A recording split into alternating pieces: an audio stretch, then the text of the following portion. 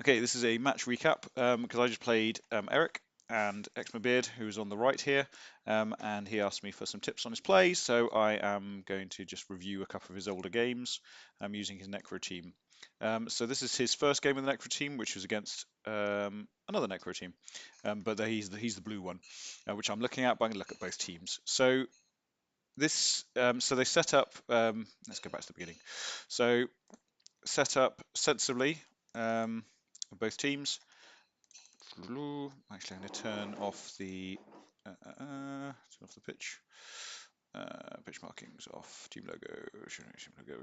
So yep, set up sensibly. Sort of rule of five, protecting the only one werewolf at the moment, but protecting the werewolf basically, and the ghoul. I'd probably put the golems instead of the white because golem got strength 4. White's sorry, not strength 4. Yes, strength 4, but armor value 9 is the key, so more likely to survive. So he rolled blitz straight away, which is fantastic. Now the ball is there, and I think the key with this one is to be able to get someone under the ball if possible. Now the werewolf can get under the ball by going 1, 2, 3, 4, 5, 6, 7, 8, and then 2 go for it, which would be pretty spectacular, especially if then this ghoul can go 1, 2, 3, 4, 5, 6, 7, and 2 go for it to tag the werewolf. So that's what I'd be aiming to do. In order to make that easier, I would get rid of this zombie using my blitz, probably with one of the whites. So the aim of the blitz turn has got to be what are you going to do with the actual blitz move, and what do you want to achieve? And basically, you want to achieve tagging the werewolf and getting the other werewolf, your werewolf, under the ball. So he brings a few players into base contact, which is fine. It's a good idea just to completely negate the opposition's line, especially if you've got this strength 4 stuff going on here. The advantage, I don't know why he's only got one werewolf and a load of zombies. Oh, he's got four rerolls, I suppose. But yeah, it's a tricky one when setting up on offense. Generally a bad idea to have people on the line because perfect defense or blitz can completely ruin things for you. So have ones on the line if they're going to be hitting, but these two are not likely to be hitting. So I would have left those one square back. So he moves the white forward and then moves the werewolf there before blitzing. So the werewolf has to go one square sideways, which then means he can't get under the ball, but does do the 2 go for it. And then, so 2 pressure on the ball, but as I say, I would have put the werewolf under and then tagged with the ghoul. Because here, if the ball bounces to there, or there, or there, then it's completely free. He's going to be in a good position anyway, because he's only got these 3 zombies to support the werewolf back. So he did that blitz. So the blitz was right, but I would have done that earlier on, which would have given the extra square movement for the wolf, basically. So again, that's what happened with the bounce. So the bounce is into freedom. So if the werewolf makes the pickup, he should be able to go 1, 2, 3, 4, and then go over to here. I think bearing that in mind, I would have completely given. I'd have gone all in for the werewolf pickup, and I wouldn't have bothered taking this zombie back to tag the ghoul. Just because I think you've only got a few spare zombies, so I would have used them to cage up around the wolf, sort of here-ish, which should have been possible, I think, or at least a sort of semi-cage type thing, screen. So failed to pick up. this guy is there's comedy pickups, right? So should be able to score now, because he should be able to block away there, and then blitz away the werewolf, I think. Yeah, and failed to pick up. So many failed pickups. All very silly. Right, so, but all fine there. It was just that first turn, really. So the Reds are very much trying to sort themselves out here. Doing a fair amount of stuff. So I wouldn't have bothered with the 2 dice blocks, just because it's a 1 in 9 chance. It's got to be all about securing the ball down here, really. So what's going to happen here? So the white is coming into blitz this one. I wouldn't have done that. I think I would have blocked this one with the... Oh no, the zombie's already gone. Almost, and maybe not bother about picking up the ball this turn, actually, because there's no rush. The Reds are in all sorts of trouble here. So I'd have blocked this zombie. Maybe... Actually, no. Not sure about that one. Not sure. Various options here.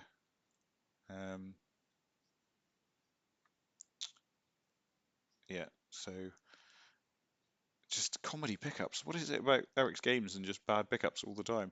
Right, what happened there? Oh dear. Bad turn for the Reds. Just rolled a skull. Oh dear. Cool. Let's see. Let's zoom through. I suspect the Blues are going to score on this one. So I haven't prepped these particularly. I'm just going to watch them through and see how things go. So you can't learn a huge amount from sort of scrappy things like this. Oh, failed pickups all the time. I really hope he scores now. He got the ball. Oh, that's interesting. The Reds got the ball. Oh, jeepers. Gosh. Right. Okay. That's unfortunate. That should have been a nailed-on blue position, though. Really. Let's go back and see what went wrong for the Blues.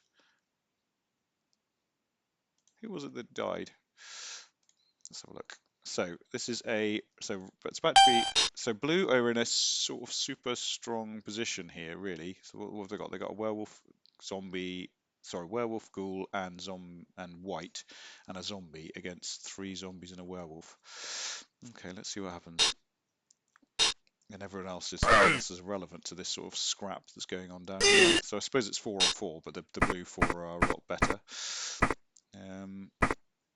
Zombie comes into the ruck, and so we've got a 1 dice pow there, and gets rid of the ghoul. Okay, and then flies out and kills himself. Okay, so what can the Blues do here to actually secure the ball? Because as we've seen on the next turn, it all goes slightly wrong from a sort of super strong position, really.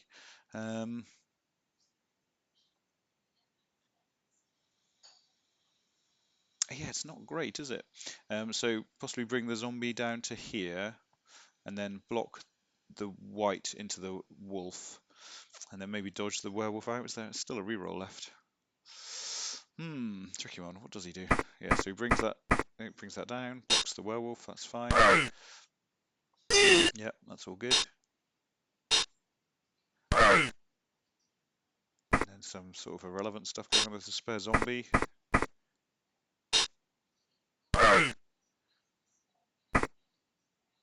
Yeah, this is all fine.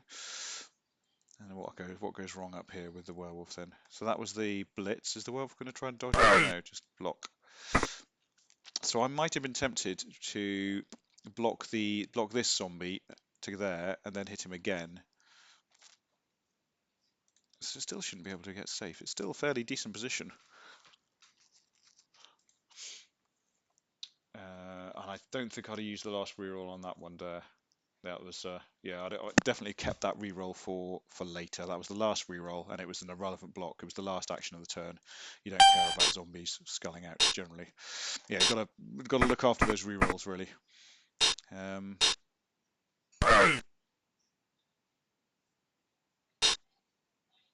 now here comes the blitz. Right, so this is quite big. Is that he stuns him and fails the pickup. Right, okay, now what's going on here? So blocking with the zombie, okay. No rerolls left.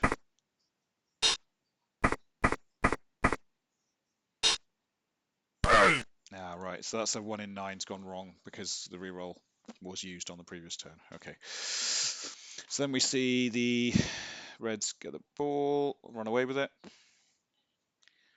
is unfortunate. Yeah, there's nothing hugely wrong there apart from the reroll, I think. Just got unlucky in not being able to make the most of that position before. It's gonna be interesting to see if he scores now, actually, because he's gonna have to 3 up. Oh, I didn't score. Oh man. Oh, comedy. All right. Okay. Interesting. Oh, he is gonna score it. Oh man. Is he gonna score? He pushed him back. He just got touchdown. Amazing. And the little jink at the end. Don't think we didn't notice that. Brilliant. All good fun. All right, and that was his turn 8. Okay, cool. So actually, let's go back again. I missed that completely. Pause. Doo-doo-doom. Right, so what's going on here? So in terms of a setup, you always want at least two people back. And I wouldn't, yeah, two people back just in case of throw a rock.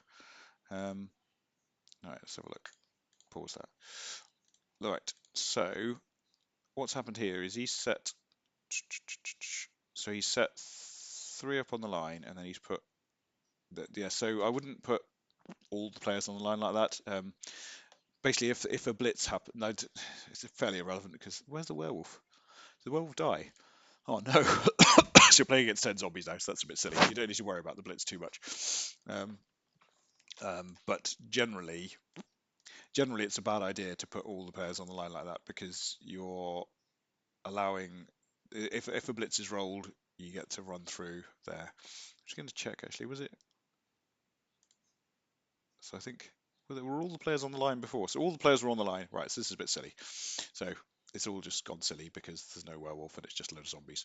So let's just skip through. Um, so somehow he manages to get a player onto the line. So again, it's this 1 in 81, which seems to be a bit of a curse for this team. So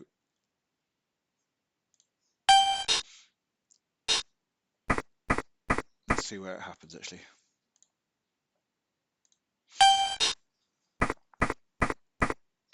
So it's going to come pretty much straight away. Wow. Yikes. Okay, fine. But again, so there were things that didn't happen. So you could have moved the werewolf, could have moved these two players. Yeah, standard practice is to move players before doing hitting, but 1 in 81s are a bit of a curse. Just some one dice blocking going on here. Oh, no, two dice on that one. But basically allows people to get onto the ball. But it should still be able to defend against 10 zombies, I think. 9 zombies.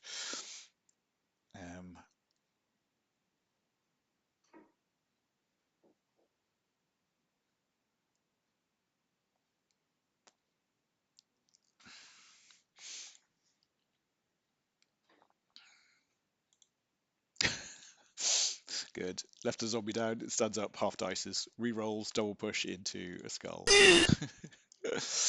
What I was surprised about, because this is actually a 2-1 victory at the end, so I'm surprised that maybe the werewolf comes back, because it's hard to score with 10 zombies.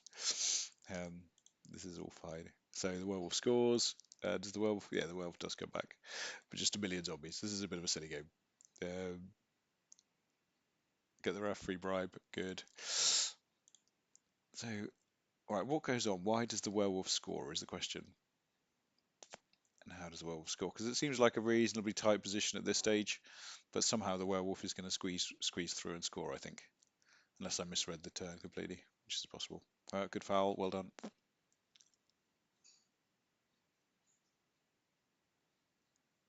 Now that's interesting. He sort of let the werewolf walk through there and get caged. So let's assume that, I don't know. I'm not sure if this is game being played seriously at this stage or not, but that wasn't very good. Basically, he should have put a sideline thing on there. All good fun. And the new scores, great. Good. All right. Well, that was a game. Some useful stuff in there, maybe. Just stuff about moving players and thinking the turn through, I suppose, before before doing stuff. I would recommend.